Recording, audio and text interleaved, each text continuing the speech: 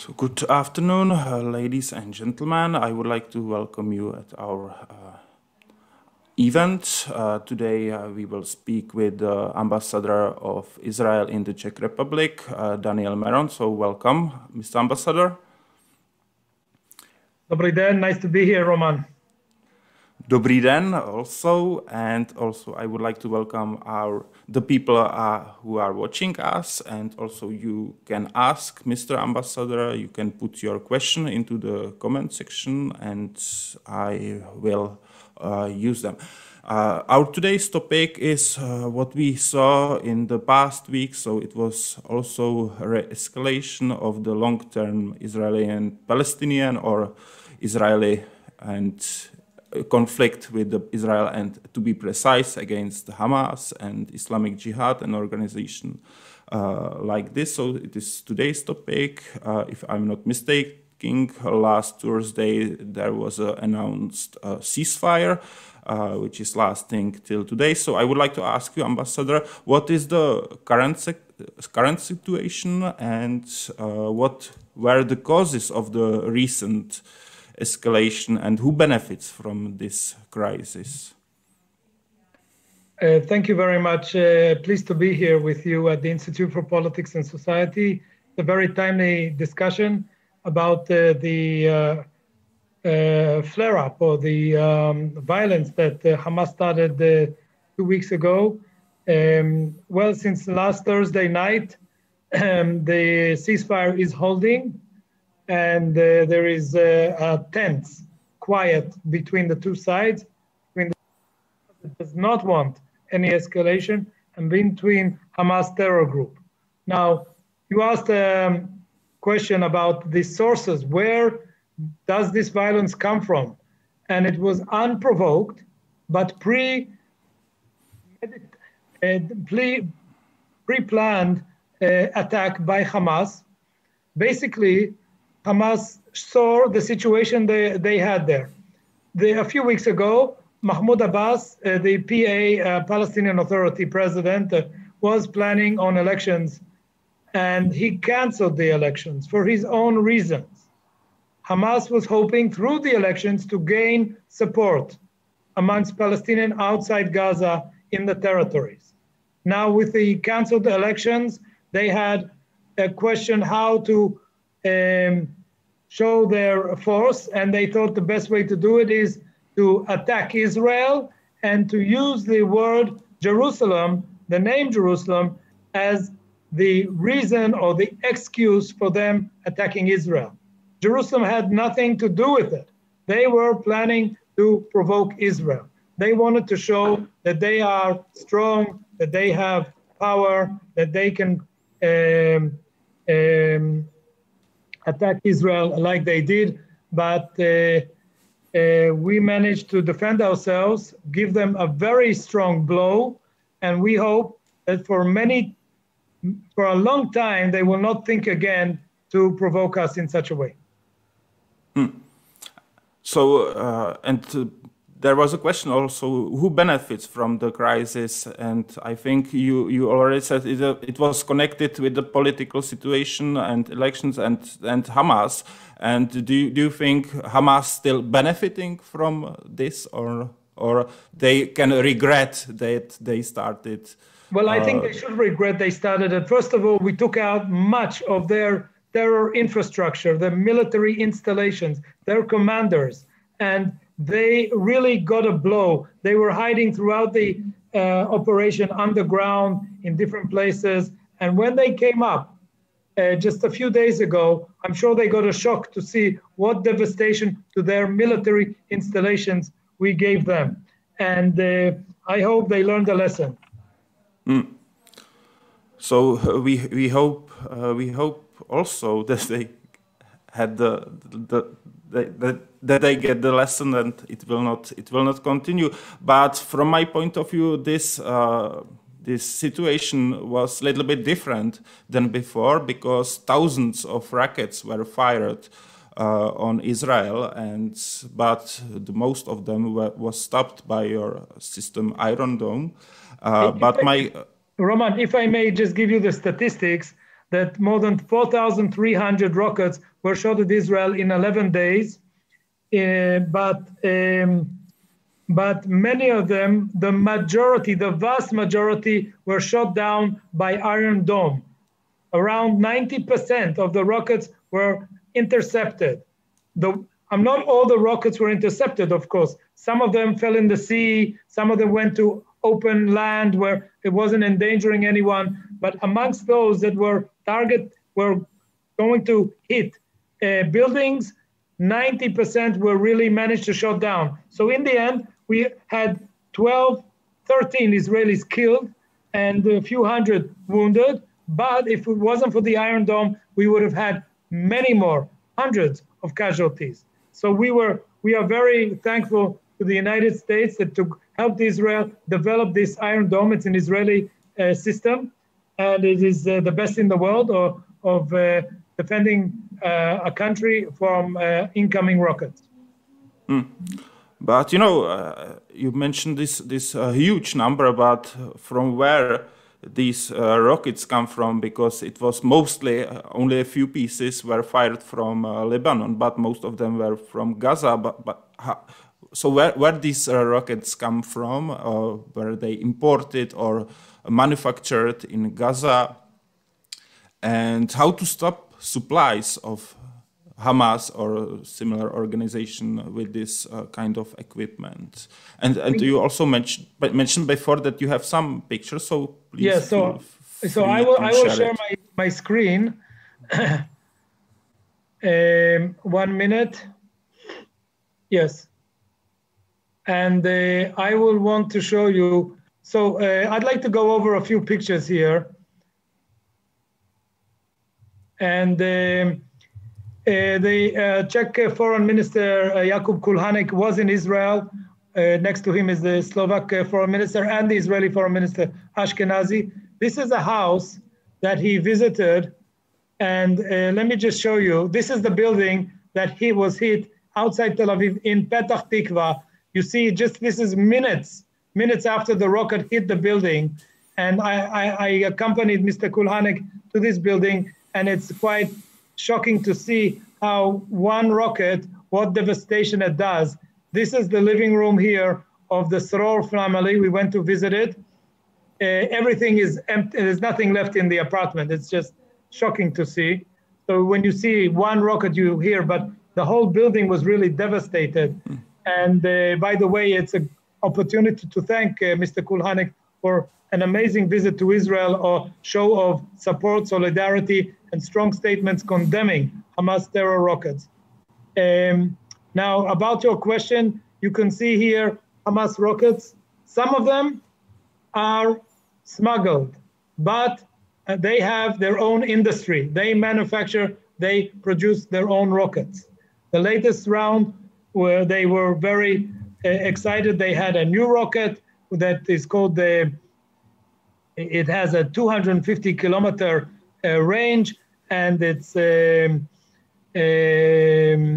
don't recall the name of the rocket, but it reaches 250 kilometers. That's already quite a distance. Most of the rockets are much shorter range. I must say that Egypt is working very hard. I think I don't know how much the tunnel smuggling is going on these days, because in the past they were bringing it in from neighboring Sinai, but I think this is much less today. So it's a lot of their own manufacturing of rockets. On this, I would like to add 2 points. Here you see a picture, by the way, a fantastic photograph of how the Iron Dome is targeting the incoming rockets and stopping them. It looks like actually a sort of a dance in the air, but it's a real live picture of what happened 10 days ago above the skies in Israel. This on the right here are the rockets shot from Gaza. This is the Iron Dome interceptors meeting the rockets coming in. I would also like to mention the Iranian involvement. Here you see a statement from Hezbollah Nasrallah, who said most of the missiles facilities have in Gaza are supplied by the Iranian Revolutionary Guard. And this is what he said just a few months ago. And here you have Hania saying that the Islamic Republic of Iran has supported and funded resistance financially, militarily, and technically. So there's no doubt about the connection between Iran and Hamas in Gaza. Mm-hmm. So it's a mixture of imported or smuggled and manufactured rockets in Gaza. Yeah, these 4,000. Yes. So I will stop sharing, and just to sum up, I will say that, as you said, there's one more point to stress here, that they also use material that comes in as humanitarian assistance into Gaza. Material that has dual use. For instance, if cement comes in for building houses, we have found that that cement has been used also for the tunnels. Some of them are attack tunnels that they build hundreds of kilometers underneath. We call it the metro system. That we took out much of this metro system last week, but this metro system of tunnels is built with the cement that comes in. So this is something to be aware, that a lot of the material that goes into Gaza can be used as dual use for their military operations. My other question, so this massive rocket attack was not only a new thing, I think, but these recent events also were followed by protests in the streets of Israeli towns and cities. So is it really something new? Is it a new threat for Israel? So thank you for the question. At the beginning of this round of violence, the Hamas was calling on all Palestinians and Arabs inside Israel. The Arabs inside Israel have Israeli citizenships. They are Israeli. And Hamas was calling on them, attack the Jews, attack the Jews, attack the Israelis. And unfortunately, some youngsters in mixed cities where there has been for many years coexistence were violent. These are cities like Lod next to Ben Gurion Airport, Akko in the north of Israel, or even Jaffa outside Tel Aviv. And so there were instances of vigilante, of youngsters walking around the street. We had in Lod, synagogues were burned down and stores were attacked, etc. There were also one or two cases of Israelis, Jewish people, who attacked Muslims. This is totally unacceptable. Any violence whatsoever, no one will take the law into their hands, will decide who is to be punished, who is going to be attacked.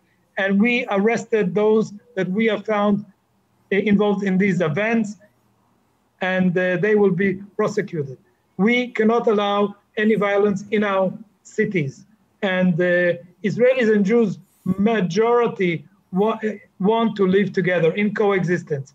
Since this violence erupted, you see many groups of Israelis, Arabs and Israeli Jews meeting together and sort of demonstrating coexistence, saying we say no to violence.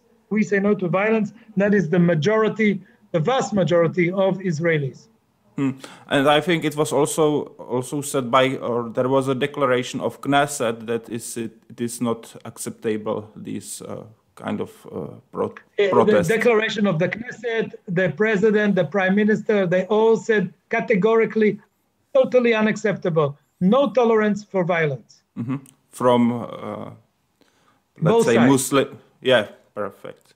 And another question, we had a debate last week, and I would say it was It was before the ceasefire was announced. Yeah. And Břetislav Tureček, Czech journalist, former correspondent from the Middle East, said that these recent crises, or before the ceasefire, there were opened old wounds, and the voices calling for reconciliation will be minor now. Do you agree with Mr. Tureček or not? Or the ceasefire changed the situation? Yeah, I must say I disagree with him. I am optimistic. If you live in the Middle East, you have to be optimistic. You have to believe that tomorrow will be a better day. Last year, there were people, very skeptical people, who said there's no peace between Israel and the Arabs. And guess what? In December last year, we concluded 4 peace agreements with Arab countries and normalized relations with the Abraham Accords, with the UAE and Bahrain, and normalizing our relations with Sudan and with Morocco. We are very proud of this. And this will be expanded, I am sure. So you have to be optimistic. And there was this cycle, there was this violence for 11 days that went on. You will see Israelis are bouncing back to normal life now. Gaza needs a solution, because Gaza is a problem. It is not Israel's problem. We left Gaza in 2005. We offered the Palestinians, let's together work that Gaza will turn into the Singapore of the Middle East. It will be a place that flourishes and has good agriculture, good industry. We're offering cooperation. But in 2007, the terror organization Hamas took over. Let's remember, Hamas is a terrorist organization. It is accepted as this by all of Europe and, of course, by the Czech Republic. And there cannot be any tolerance towards a terror. Because if you start saying, yes, but maybe we cannot accept Hamas, this is totally unacceptable, and you cannot move ahead. Israel must continue to reach out and to meet with moderate Palestinians and not with the extreme terror ones. You already mentioned these relationships got better with some Arab countries last year, or so not a long time ago. So what do you expect from these countries? So do you think this process will be frozen now because of this crisis? No, there's no reason to freeze the process. Israel and the Arab world has a lot to do together, do together. We have a lot of shared interests. Together, we can make the Middle East and much beyond that a better place. We are now, a friend of mine, Professor Hamovitz, is the head of the Ben Gurion University of the Negev Desert. Professor Hamovitz is a well-known academician. He was just 2 days ago in Abu Dhabi, and he met with the UAE Minister of Education. And after the visit, he said it was a fantastic visit. And he said he remembered that the Israeli first Prime Minister was talking about together to work and to make the Middle East a better place through working in the desert, working with the desert. Israel has great technology of how to turn desert into a green place. And we want to share this technology with all our neighbors, all our friends, everyone. And I believe it's in their interest also to have open doors to Israel. And so you don't have any signals from Arab countries that it can harm this relationship at the political level? Of course, these countries were following with concern the events, but I believe and I hope and believe that we will continue in the right path of normalization and friendship. And what about the reaction of the Czech Republic? So Czech Republic supported Israel. Czech Republic said that attacks of Hamas are unacceptable. So how do you see this reaction? And yes, you have. Thank you for this question. And I thought it would be appropriate to put this in the background. You know, the support here in the Czech Republic was very heartwarming. We received messages from many mayors and hetman around the country that they are supporting Israel in these difficult times. Here is a picture of the mayor, Martin, the mayor of Pardubice, who raised the flag of Israel. But we have many towns, like, for instance, Olomouc, Liberec, Ústí nad Labem, České Budějovice, Pilsen, and I probably forgot other towns. Also here in Prague, we had Prague 1, 3, 6, 5, 9, others who raised the flag above the municipalities. And even the more, heads of the government, the president of the Czech Republic, Miloš Zeman, he had a guard of honor raise the flag of Israel above Prague Castle, which is a great honor for us, a great symbolic gesture. Prime Minister Babiš, in front of the Prime Minister's office, raised the flag of Israel, and Minister of Foreign Affairs, Mr. Kulhanek, raised the Israeli flag above Chernin Palace. I think this is a reflection of the sentiment, of the wide sentiment here in the Czech Republic of seeing who is the victim in this confrontation. Israel being attacked in an unprovoked way by a terror organization with more than 4,000 rockets. No other country would be quiet if it was an attack like this. And I think that you guys here in the Czech Republic, you get it. You understand this. The message is loud and clear. But while we are sitting talking here, at the same moment, we are talking in Geneva, in the United Nations Human Rights Council, there is a special session of wasted time, wasted taxpayer money on a session to sanction Israel or to have libel against Israel, to attack Israel in the UN. So you cannot manage at the battleground. So you support Hamas by supporting this special session. I'm so pleased that the Czech Republic didn't support this initiative, but there are some countries, and this is really a disgrace, that they supported this special session, because this session is really a support for terrorism.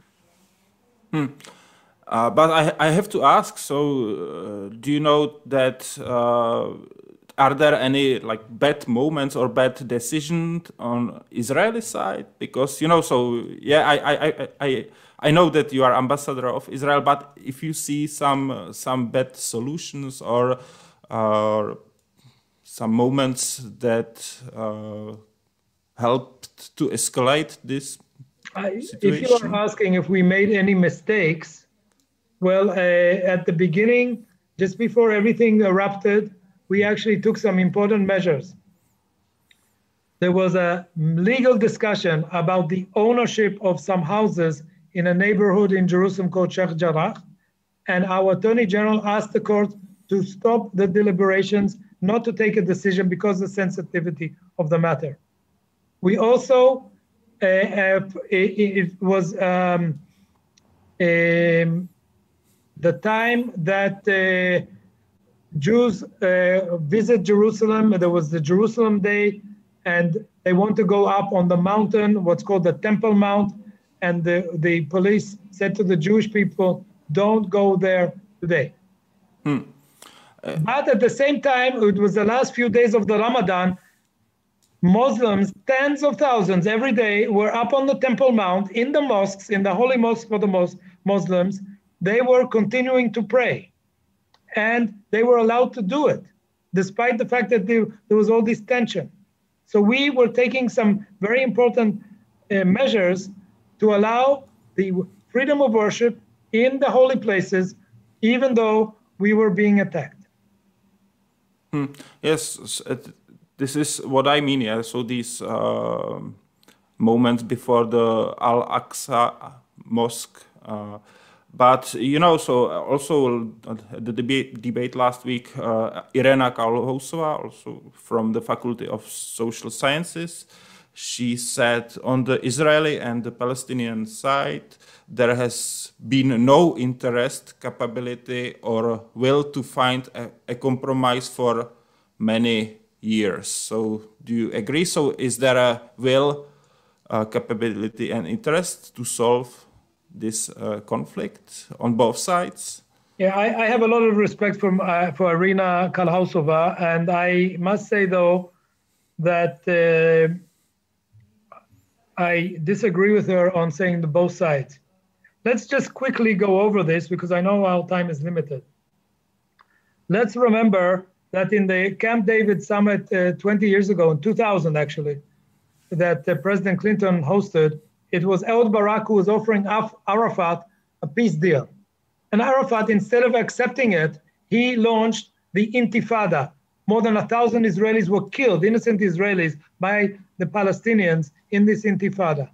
Then we had the Israeli Prime Minister Olmert in 2008. He offered Mahmoud Abbas, the Palestinian leader, a peace deal, a very generous deal. It was rejected by Mahmoud Abbas. Then Netanyahu wanted to negotiate, he wanted to meet with Mahmoud Abbas, and Mahmoud Abbas has been refusing to meet the Israeli side. Now we are waiting for a new government in Israel. Hopefully it will be soon. That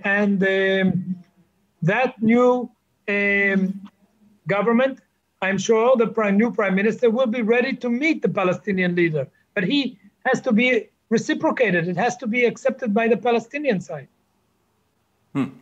And another reaction, not only from Irina Kalhausova, but if we speak about the solution for the long-term, real long-term conflict, for example, United States President Biden has said a two-state solution is the only answer to resolving the conflict.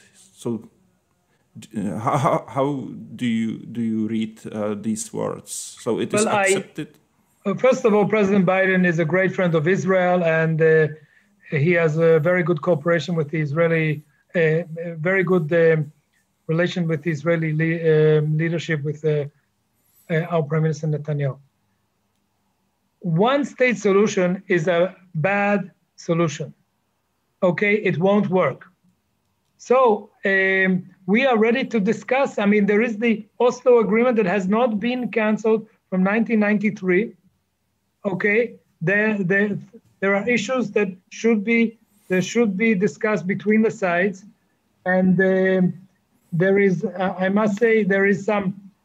There has been readiness on the Israeli side, as I said before, to negotiate with the Palestinian side, but we must have a partner to negotiate. And as soon as we have a partner, we can start talking. Now, I can't tell you now what will be the end game.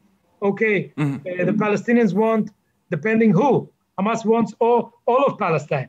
The Palestinian Authority says they will have a Palestinian state on all the territory. And so this is something that has to be negotiated. And let's wait for the negotiations to hopefully, inshallah, to open soon. And we can put everything on the table. And I will go to the last question, and I will use this question from the comment section, Sarah Hamplova. And I think it is a nice question to wrap today's interview. So Sarah Hamplova asked how people of Israel deal with Hamas aggression and how did their lives change during this situation, or how did their lives change during the situation?